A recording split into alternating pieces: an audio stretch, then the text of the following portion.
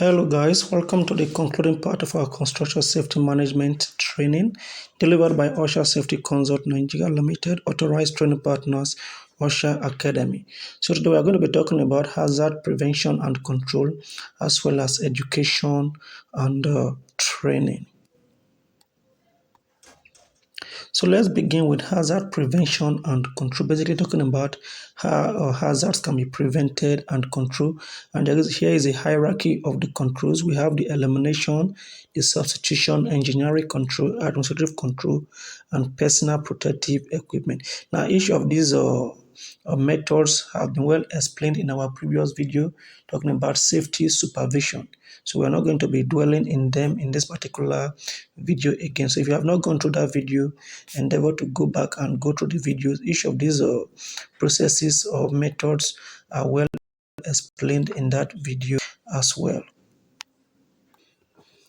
Then also other methods that can be used to prevent and control hazards involve work site inspection. You understand? It's also a way that we can prevent from occurring. Like we've said earlier, a supervisor is supposed to go around, check around, look around for any potential hazards. You can also use the JHA method to try and identify hazards. Understand? The hazards identified should be documented, reviewed, and correction carried out as soon as possible. By doing this, you will also be preventing hazard from occurring in the workplace. So by using the worksite inspection, you can also prevent hazards from occurring in the workplace as well.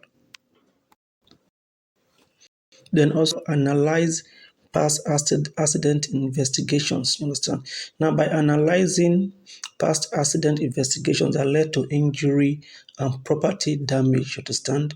By reviewing them, analyzing them, you'll be able to come up with ways to prevent such accident from occurring in your own company. You understand? By the investigations, after the investigations, solutions will be so by analyzing these past accident investigations, you can also come up with ways to prevent such incident or accident from occurring in your company as well. So with it, you can also prevent hazards from occurring in your company.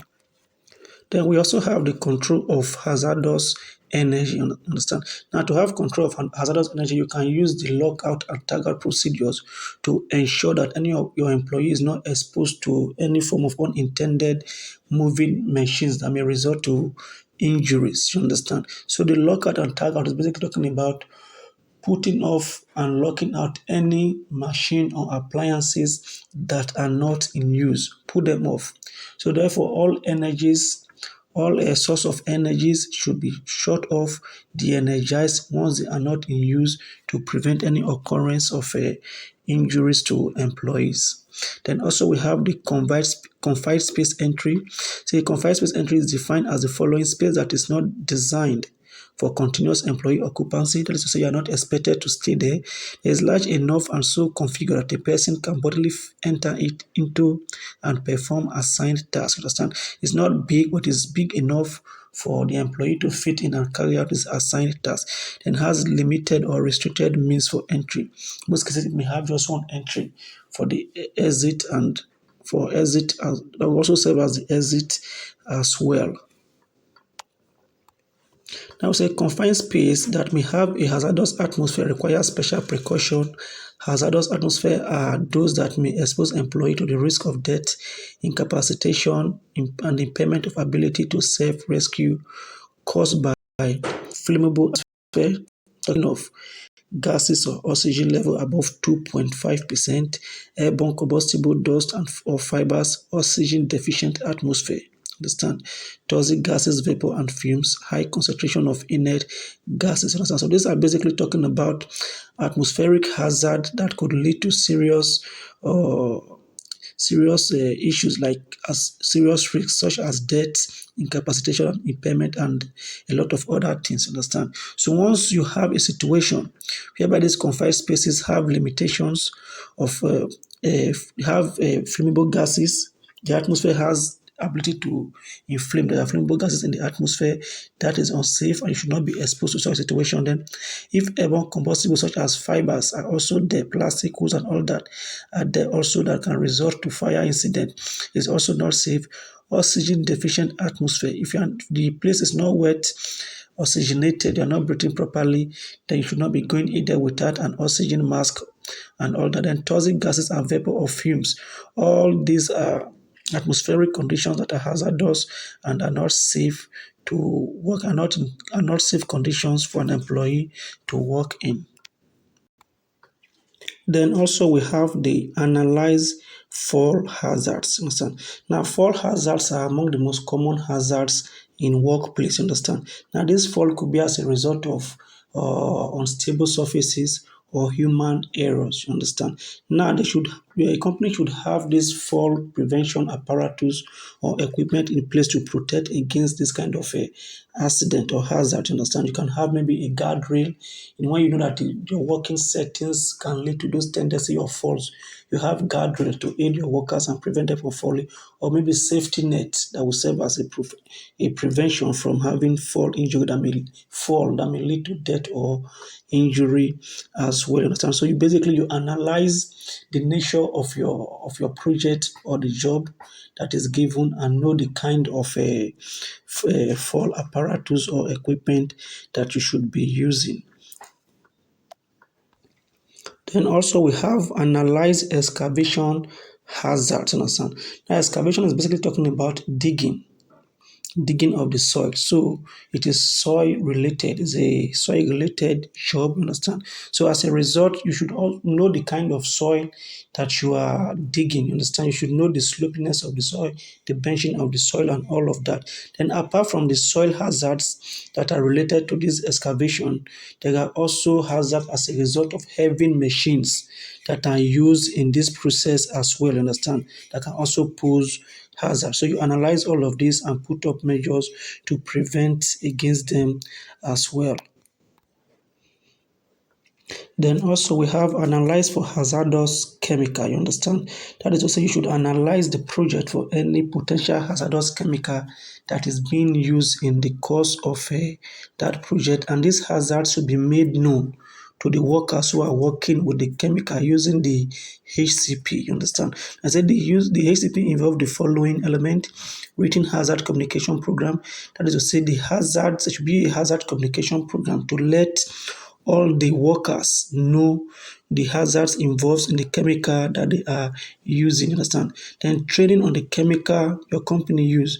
Train the employees on the chemicals that they are working with. You understand? The hazards that are involved, the effect of those hazards. You understand?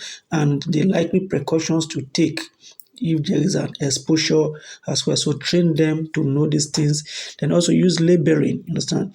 Use proper labeling container. The containers that carry these hazardous materials or chemicals should be properly labeled. Understand? Properly labeled, and all the employers should know how to interpret the labels that are put on those containers as well. Then safety data sheet. The solution must be readily available on site. Workers must know where to find these SDCs and be able to read and properly utilize them as well. You understand that the material data, the safety data sheet is a sheet that comes with a material where all the hazards associated with that material are listed, the effects are listed, and also precautions to take and steps to take or immediate steps to take in case of exposure. They are all listed in this safety data sheet. In some cases, these these safety sheets are imprinted in the bodies of the containers. You understand? Then there you find every information regarding that particular chemical and the hazards that it carries. In some cases, it can come as a form of a leaflet, understand, where all those information are imprinted as well. Then informing other contractors if using chemicals around other contractors. So basically here is talking about if you are working with other persons and you are using a particular chemical that may be hazardous, let your partner or the person you are working close to be aware of the chemical, the kind of chemical you are working with, and the hazards that are associated with it. You understand? All right, so this is basically the continuation of this number 5. Say it is your responsibility to inform the other contractors of the hazards involved. Every effort must be made to keep other contractors safe from the chemical in use. Typically, the general contractor on site will need to coordinate all chemical use of all contractors to maintain safe workplace. Then they said, note, your written hazard communication program should outline the specific details of the element listed above. That's everything we have been talking about. Your hazard communication should have all this in details as well. Then finally, we said analyze electrical hazards. Understand? Now, electricity is a very common aspect of our life. Everybody makes use of it. Maybe as a result of the familiarity, a lot of persons no longer pay attention to the hazards that are involved in electricity. You understand? So all these hazards should be made known. They should be analyzed and made known and well communicated to employees and others alike. You understand? So next we move on to education and training. So employer should conduct construction safety training courses and education program in compliance with OSHA standards. Understand?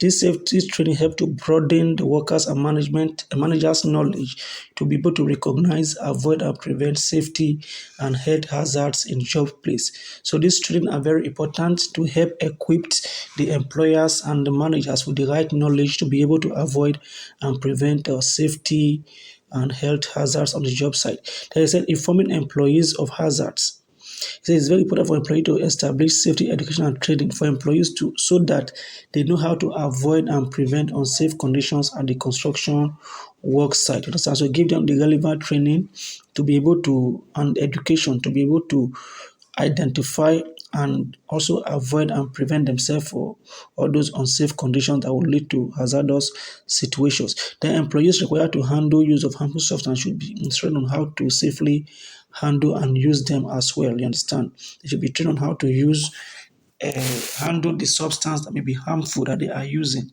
They should know how to handle them as well.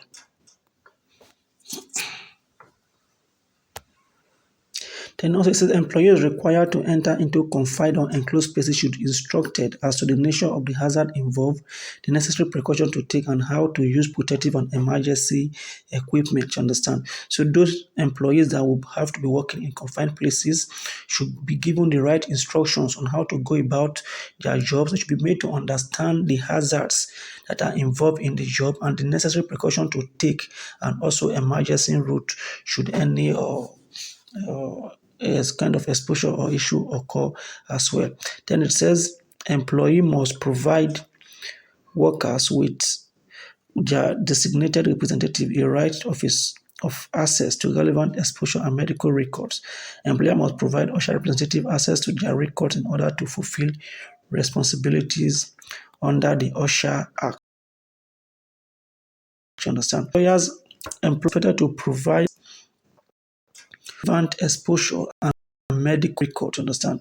They should give access to of records of those that may have had injuries in carrying out that particular job to the employers and to the employee and also maybe his representative.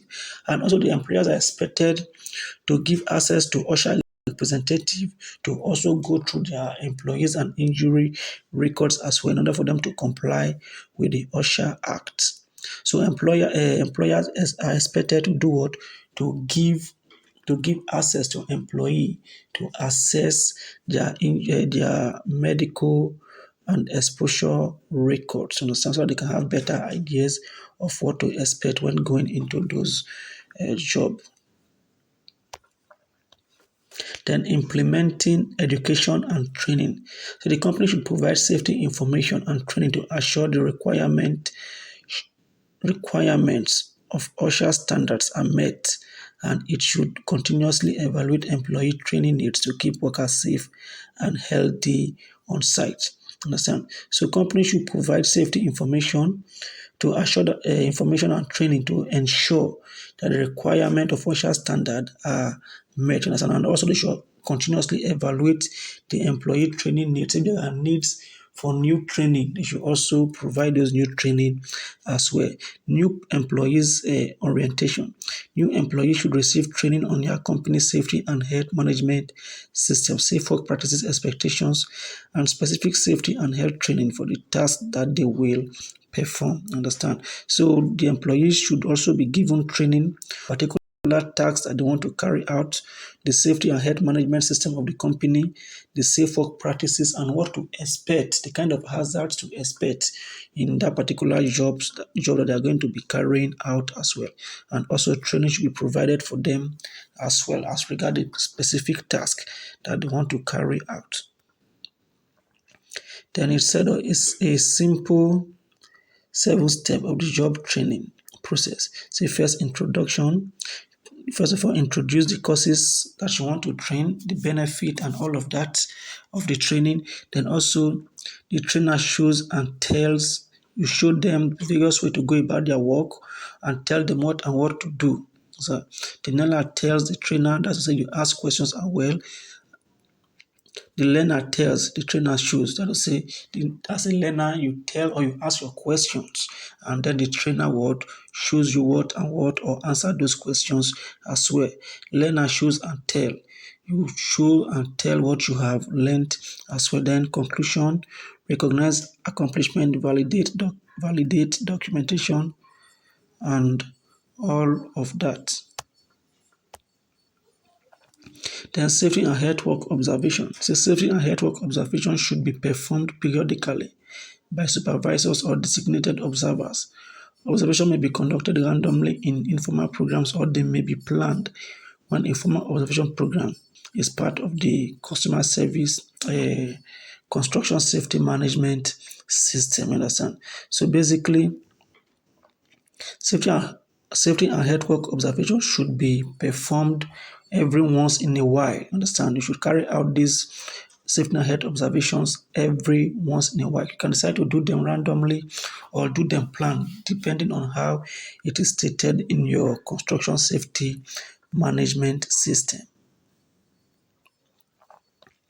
Then also it says saving and health work observation ensure an employee has the knowledge to perform the work as trained. You understand?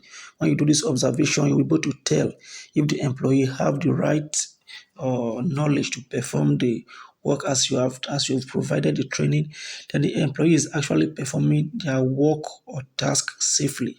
If they are actually carrying out the job that you've given to them, that you've trained them to do, if they are doing it in the right way as and safely as you have instructed them as well. So with this, we come to the end of this training, and I hope everything is clear. We'll meet online, and you can ask your questions, and I will answer. So thank you very much for your time, and enjoy the rest of your day.